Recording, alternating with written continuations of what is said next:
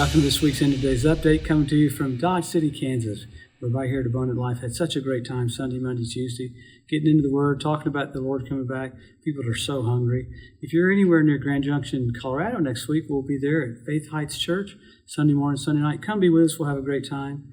So we're coming to you every week to look at the different things that point to the coming of the Lord, specifically the gathering of nations for the Ezekiel 38 war, because rapture is signless. The second coming has tons of signs. So we look at all these things that are pointing to the second coming of the Lord, and we back up 7 years and we say, wow, the rapture is really close. So it's amazing how people sometimes go, well, why in the world would we want to learn about the coming of the Lord? Well, I've never seen a runner not know what the finish line looked like. They know exactly what the finish line looks like. So all this is about, here's the finish line is right in front of us. Let's hustle, let's go for it. We've got a lot to do in a short period of time. So once we see all these things that are transpiring every single week, it preaches to us Jesus is just about to come. Remember, he went into Madman of Gadara's area. The demons cried out, have you come to torment us before the time? They knew Jesus was on schedule, but he was early. So if demons could know the schedule, how much more the church? So we're just blessed that we have so much information in the Bible. For every one verse there is about the first coming, there's 8 times more about the second coming. So it's very documented. Why? So we would know what we should do, and that is to accelerate. We don't slow down. We go as fast as we possibly can. So let's pick up with what's happened. This has been a really, really radical week in Israel. I wish there was a way I could get into all of it. Boy, last week it started with pagers and cell phones exploding. It really sent Hezbollah a message. With that, just after that, you had that major strike with 16 different commanders getting killed by Israel there in Hezbollah. In Beirut. So as crazy as that was, they had that happen again to where Israel's literally taking out leaders and commanders from Hezbollah. This is how it accelerated. There was 150 airstrikes there in Lebanon that Israel did. It jumped to 800. And then by the time we're doing this video, it's up to 3,500 airstrikes. So they were hitting all these locations that were missile batteries and all that. So Israel's not messing around. So the response for that is you're seeing literally the setup for World War III. You're seeing the setup for all these people that are meeting at the UN this week. Hearing the verbiage of what they're saying against Israel is absolutely absurd. I still can't believe this one kind of caught me off guard. Many things happening, but this one particular one we'll talk about. Emmanuel Macron rebuked Benjamin Netanyahu harshly about what he's having to do into Hezbollah. And I like what Netanyahu said. He said, I think you'd want to put pressure on Hezbollah. They're the ones that have been trying to kill us. So it's interesting to see Emmanuel Macron come verbally against Netanyahu when these nations should all be surrounding them, coming with him. Hearing what Turkey said about what's going on right now, literally what happened this last week are going to be deal breakers. You have on the Temple Mount, you got Jews that are praying now on the Temple Mount. We're not able to. And you have the priests were laying out prostrate on the ground. That's why Jordan's king is saying, hey, the status quo is changing on the Temple Mount. Well, everything is changing right now. You got 20,000 troops from Yemen coming with the Houthis over into Syria. Now, America, thank God, we have 40,000 troops there. We've got 4 different squadrons of aircraft and about 40,000 personnel, and we're sending more. But everything is pointing to we're about to have World War III very soon. You had China even tell people to get out of Israel, get out of the land right now because something's coming. You had Putin, the prime minister, the president of Russia, in part of one of their groups, sent out a video of London being nuked by Russia. Remember, we talked about the different places that Russia was doing that, propaganda to scare people. So one thing after another is pointing to the king's just about to come back.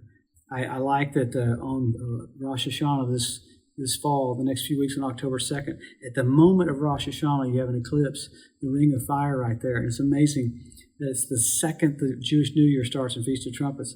The amazing thing is it's going to be seen the best in Easter Island, Easter when Jesus was born. So all these things are remarkable that are coming to pass right in front of our eyes. If we stopped and went down through each one, we'd go, oh my God, I can't believe that's happening. Oh my God, I can't believe that's happening. Specifically with Russia, Iran, and Turkey. I mean, Iran's trying to step back a little bit and say, no, we didn't really want to do it this way, but they're the ones that pretty much put every single Hamas person in. And Hamas is still firing missiles from Gaza along with Hezbollah in the north. So it's not stopping. It's getting worse about Israel being surrounded. So we're blessed that we get to see what the Bible said we'd see right before the coming of the Lord. This is playing out exactly as it said. I think it's not going to get any easier. It's going to get worse. So expect the other nations to come out verbally and vocally against Israel. And Israel will look like they're on their own, but they're not on their own. God before them, who could be against them? We get to watch the setup for the Ezekiel 38 war where God gets ready to take care of business. So how blessed are we? So we look at this, and we talk about all these wars and rumors of war. Jesus said, see that you're not troubled. All these things must come to pass. So don't be concerned. Don't be freaked out. A lot of it leads up to what's going to happen. We're about to depart. How wonderful we're about to be raptured. So let's go back to the Word. We always go back to the signs. The signs show us how close we are. So number one, Israel regathered. Number two, Jerusalem was won back.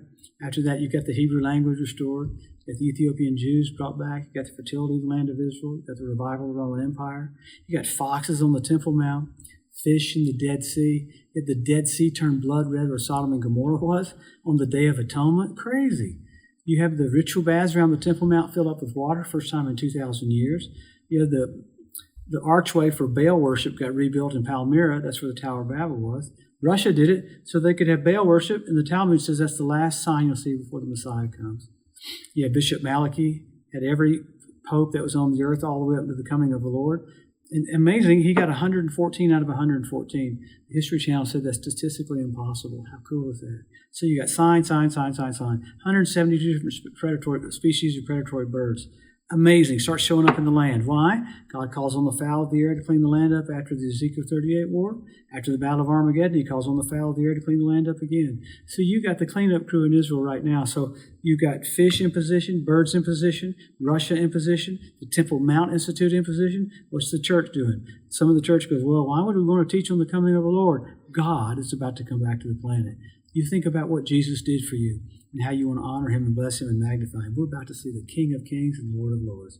What do? We don't fit church into our life. It is our life. We help our local church, help our local pastor. You've gone from signs, you got signals, you had blood red moons on Passover and Tabernacles, 4 in a row. Amazing. When's the last time you saw that? 1967 when Jerusalem was won back.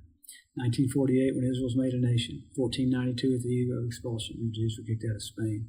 So you had signs, you got signals, you got the Bethlehem star, you got the blood red moons. The heavens are declaring the glory of God. Isn't it cool of the Lord to have all this stuff happening in the heavens so it would preach to us so that we would not miss it? But even if none of the signs happen, I have a witness in my own spirit that Jesus is about to come back. Wow, what are you going to say to him when you see him face to face? Eyes as a flame of fire, feet like undefined brass, voice of many waters, King of kings and Lord of lords. Man, have a blessed, wonderful week. We'll see you next Wednesday, and watch the world literally want to condemn Israel about everything when all they're trying to do is protect themselves. Have a blessed, wonderful week. We'll see you next Wednesday. Thanks for joining us today at the End of Days Update. If you'd like to be notified every time there's a new post, just go to the edu at josephmorris.com and subscribe to receive email alerts. If these posts and updates have been a blessing to you, please consider making a one-time donation to help get the message out, or even becoming a monthly partner with Joseph Morris Ministries. Thanks again for tuning in to the EDU, and we'll see you next week.